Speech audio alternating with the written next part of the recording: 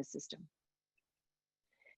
The parasympathetic and sympathetic nervous system, remember, that's the autonomic, both of those things, they work in relation to each other. When one is activated, it seems, or it could seem, like the other one is deactivated or turned off. It's really more accurate to say that when one is active, the other one is down regulated. It's actually kind of shifted down.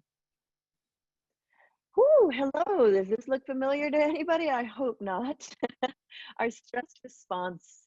We might be more familiar, I'm sharing with you autonomic nervous system, sympathetic and parasympathetic, but you might be more familiar with this term.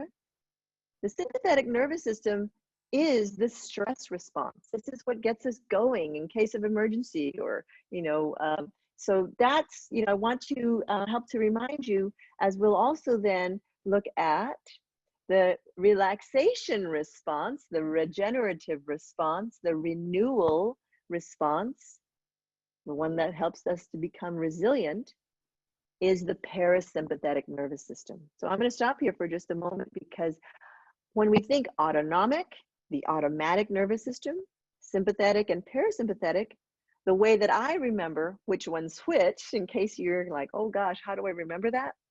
Stress, sympathetic, S, same ones, okay? So that's the stress response, sympathetic, that gets you moving.